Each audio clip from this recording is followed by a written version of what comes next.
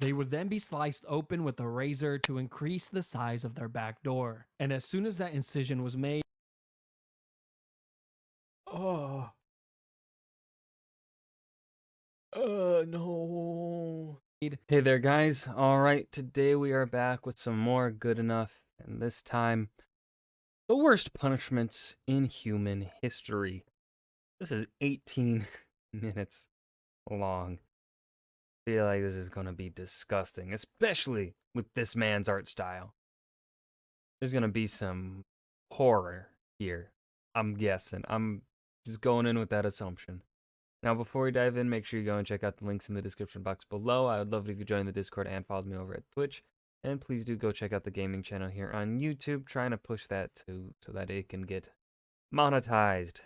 I can at least make a little bit more money from this trash. Anyways, let's just go ahead and dive right into something that will probably traumatize us all. Let's start with the bad and slowly work our way towards the stuff of nightmares. Number 10, the Rat Dungeon. It already sounds like a nightmare. If you were alive in London, England during the medieval period, you would have definitely heard I don't want to live in London, England at any point in time.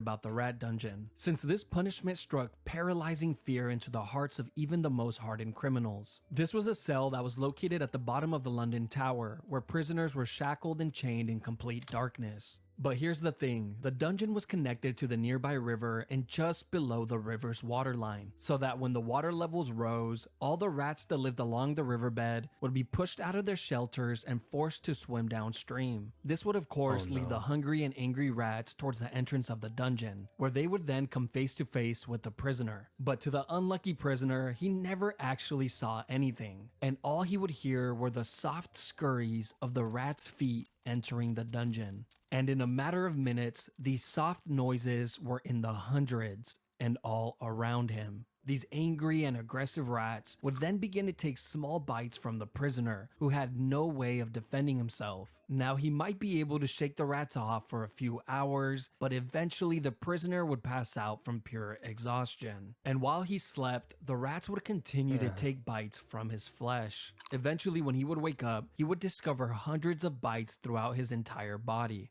But it didn't stop there. The prisoner was left here for days or weeks on end, depending on his crime. But towards the end of the medieval period, this form of punishment just got more and more deranged, eventually becoming a form of execution, where prisoners would just be thrown in the dungeon and forgotten about.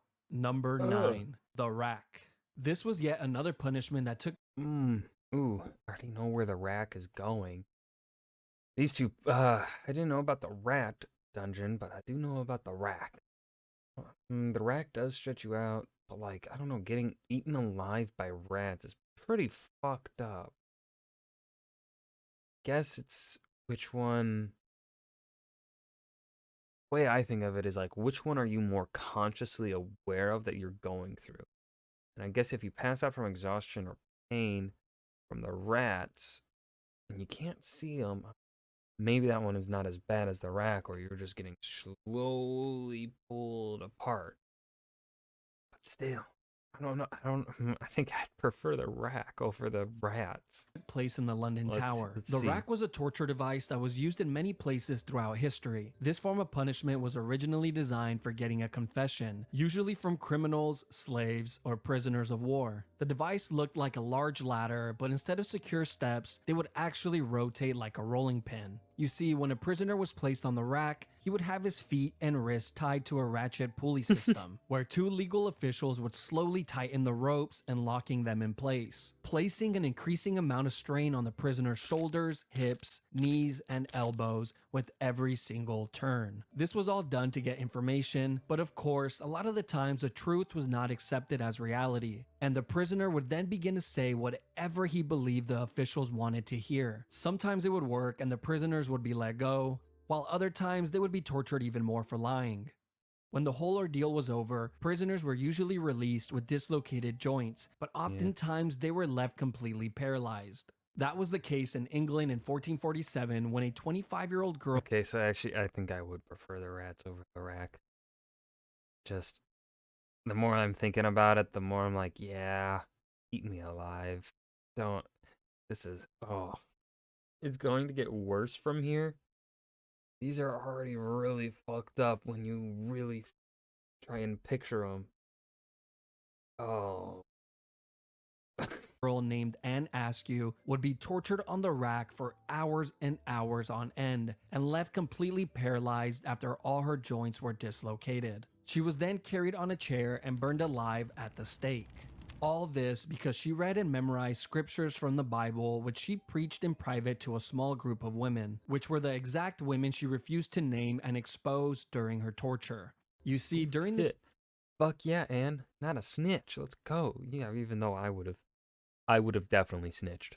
If I were Anne, I would have snitched. 100% I would have cracked. Time period, if you followed any religion other than the Catholic Church, you better not say a word to anybody, including your own husband, which was the person that turned her in.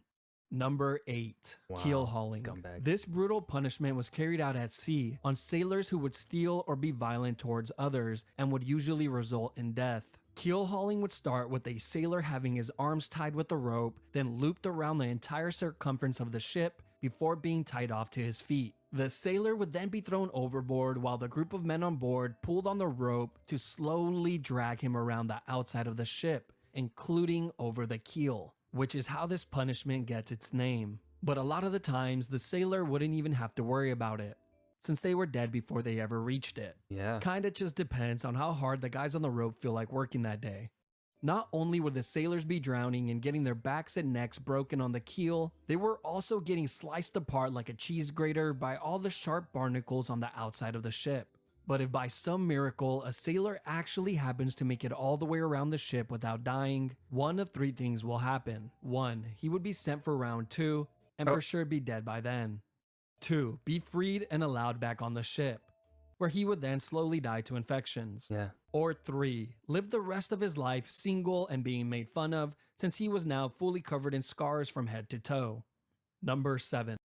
Do we have any instances of someone surviving getting keel hauled? I was thinking maybe he was going to provide an example like he did with Anne. But no, did not. He just... Short one. Okay. Crushed by elephants. Oh. Now we are getting to the part of the list where living is no longer an option. This form of punishment has been used by many countries throughout history, but was most recently used by India in the 19th century, which is really not that long ago if you really think about it. Like, your great-grandma could have witnessed one of these. What type of crimes would you have to commit to be crushed by an elephant, you might ask? Well, apparently if you failed to pay your taxes, that was good enough. And of course, stealing or being an enemy soldier was also a great way to become a tortilla. But the most disturbing case in history was when the 4th Mughal Emperor of India ordered an enormous amount of criminals to be crushed to death in a single day, simply because he was bored and needed some entertainment. The guy who forgot to pay his taxes, crushed. The man who stole an apple from the local market, crushed. The little orphan who jaywalked across the street, crushed. The man who murdered his neighbor and added his remains to a large pot of tomato soup, then fed that soup to his family and watched them eat it from the shadows with a creepy smirk on his face. He's alright. Apparently he makes a damn good soup. There are a few ways that this public execution goes down, but one thing always stays the same. There's always a guy on top of the elephant controlling its every move. And this was very intentional, as this was meant to showcase just how amazing the ruling class were. I mean, look at them. They can control an elephant. Now be impressed. The first method of execution was the one that you better pray for if this was going to be your fate. Here, the criminals would have their arms tied behind their back and their heads placed on a pedestal, where it was then crushed like a grape by the elephant's foot. Now, the second method is much more cruel. The criminal would be placed flat on the floor with their arms tied behind their backs. Then the elephants would be guided to walk over the person's body, and hopefully the criminal would die on the first go. But sometimes they just end up crushing a leg or an arm, so the elephant then has to make a U-turn and try again and again and again. The final and worst way is when a highly trained elephant was guided to slowly crush the person limb by limb. Yeah. They would first crush the arms, then the legs, and then poke holes in them with the tusk until eventually dealing the final blow to the head or torso. This is the more theatrical route that rulers like the 4th Mughal love to take, and made for a truly traumatizing experience for everyone, except for the 4th Mughal. He loved it. Number 6. Impalement. probably one of the grossest and most cruel forms of punishment on the list. This has been used by a few countries throughout history, but was most recently used in Egypt in the 17th century, usually against criminals that were highway robbers, grave thieves, or anyone who would try and start a rebellion. This punishment would start by having a criminal lay flat on their stomachs with their arms tied behind their back. They would then be sliced open with a razor to increase the size of their back door. And as soon as that incision was made, Oh. No. the cut would be lathered with paste to instantly stop the blood. They would then thrust in a long wooden stake that was the width of a man's arm, which was sharply tapered on one end. They then begin to hit the wooden stake with the mallet, pushing it further and further in. And of course, the stake was greased up beforehand to make this process a lot smoother. And once the stake has popped out of the criminal's shoulder, head, or mouth, they were pretty much long gone. He is then planted next to a busy road, like a Halloween decoration, to remind everyone that this is what happens when you break the law. They will be left there for the entire day and removed the following morning before the body begins to stink. I think that's gonna be the worst one. I don't know. I don't know if there's gonna be any that are actually gonna be worse than that, man. But wait, there's another version of this as well. Oh, no. You see, on some occasions, the criminals would only be impaled just deep enough to keep them in place, but not too deep that it would cause immediate death. They would do this by having stakes that had a seated position on them to prevent the person from sliding down any further. They would then be placed on a busy road where they would suffer for hours and hours, pleading to people walking by for help, until eventually succumbing to their wounds. Number 5. POA Koule. POA Koule is Latin for penalty of the sack. And that's exactly what it was, just a lot more terrifying and cruel. This was an exclusive punishment for anyone that would murder their own family members. This was first seen in the 2nd century in Rome, but would later be used by the Germans in the 18th century. This all begins with a convicted murderer being placed inside a thick leather bag. But just to make sure the man isn't lonely, they would then add a dog, a rooster, a viper, and a monkey. I don't know what these animals did to deserve this, but hey, at least the evil family murderer doesn't die alone.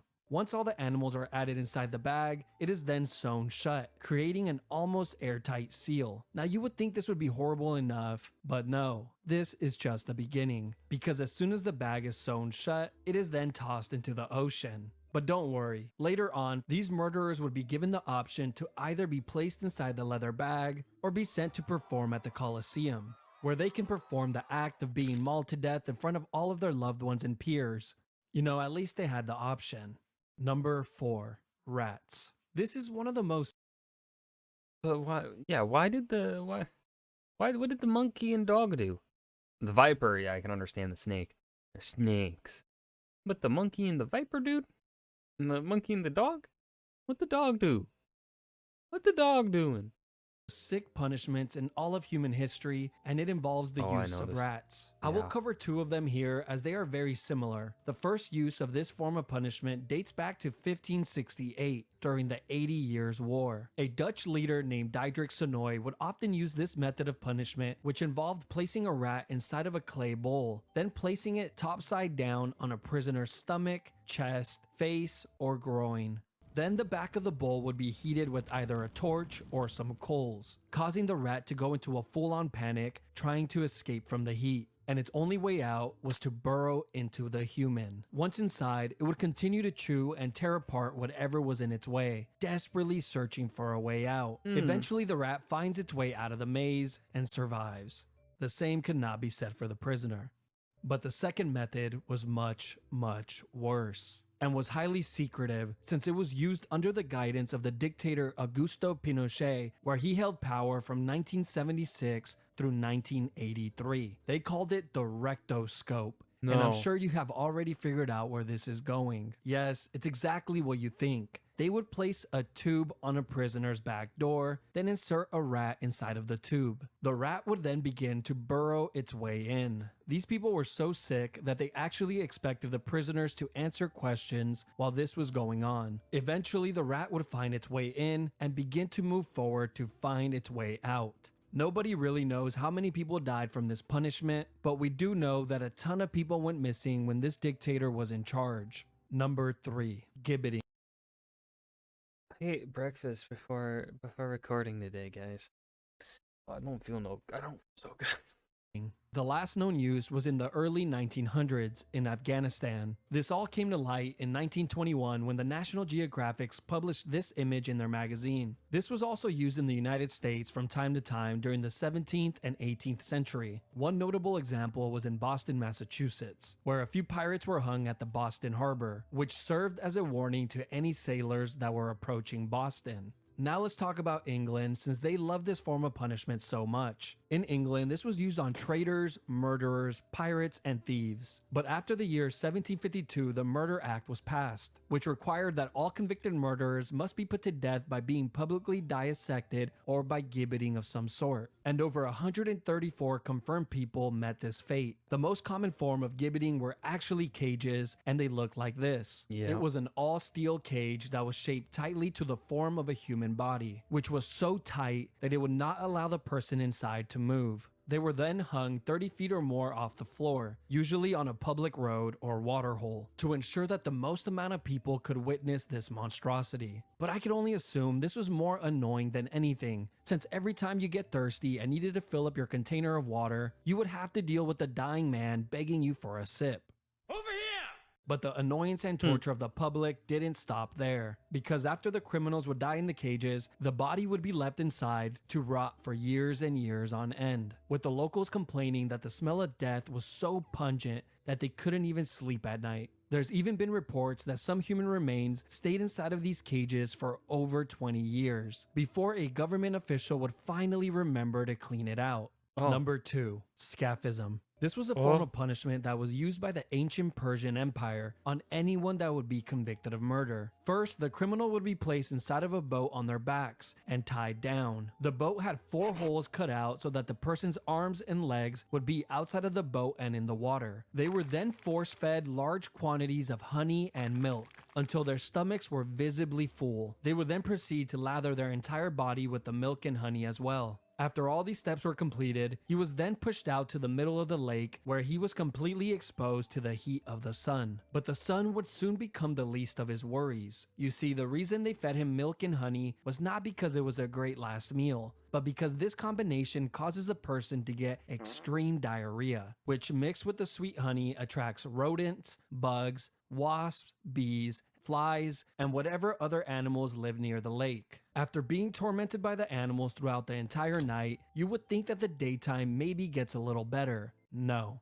because as soon as the sun rises the following day, the person inside of the boat gets another gigantic meal of milk and honey and an additional lathering. This would be done on a daily basis to prolong the punishment for as long as possible. It was also well documented that the rodents would continuously attempt to burrow inside of the person through their back door. They were probably trying to get a head start on their next meal. A writer named John Sonaris wrote in great detail about one of these incidents. He would go on to say that it was one of the most horrid and cruel forms of punishment, since it was terribly long and seemed to have no end in sight. He wrote about a man who survived for an entire 17 days before he finally died from his wounds. Apparently, the man spent his last few days with his entire face completely covered with wasps, and his flesh rotting away, filled with swarms of parasites and worms, all while being covered in his own filth. Number 1. Oh, how could, I can't even think of anything that could be worse.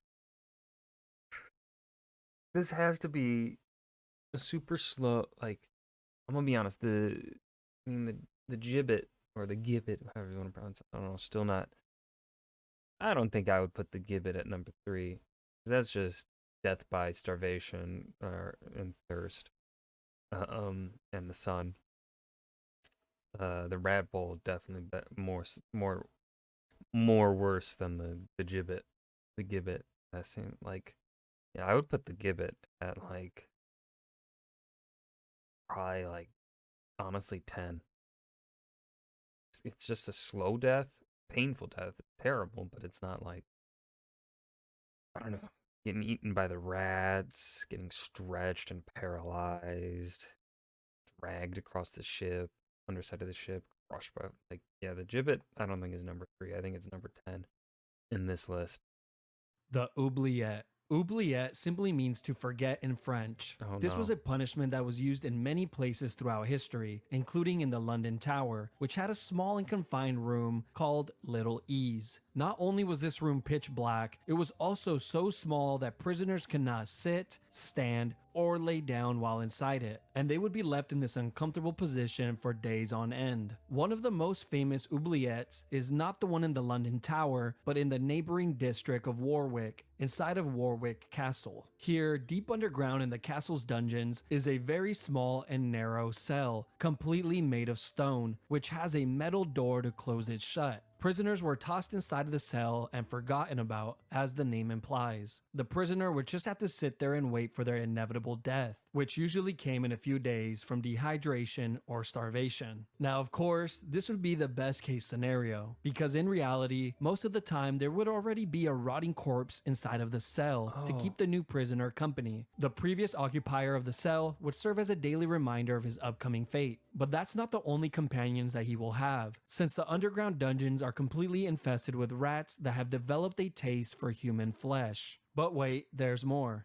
These oubliettes existed in many of the castles throughout Europe, and in recent times they have actually discovered these dungeons with dozens, if not hundreds, of human remains inside of it, as proof that they were hardly ever cleaned. Like in Leap Castle of Ireland, where in 1900, during the castle's renovation, a worker found a small opening behind a wall inside of the chapel. This hole had an 8-foot drop that led to a large oubliette, and what the worker found inside shocked him, since it was filled with so many skeletons that they needed multiple cartloads to clear it all out. But just when you think this section is over, it just keeps on giving. You see, there's been many stories of men who have been placed inside one of these dungeons and kept alive for years and years on end, surviving off crumbs of food and minimal amounts of water, prolonging their inevitable demise for as long as humanly possible. These cells were sometimes even placed on ground level so they can hear the voices and laughter of the people Oh. outside. An experience that they will never get again in this lifetime.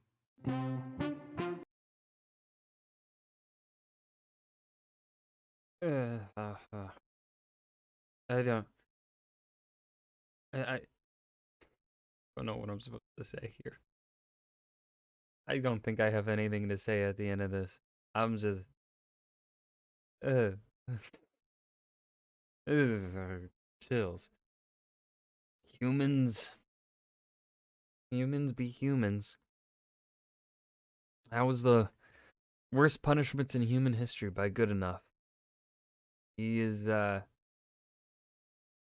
very talented artist. He's very good at making videos that are absolutely horrifying. I'm not gonna ask if you guys enjoyed this. Remember to hit that like button and subscribe for more, and I will see you guys in the next video. Peace.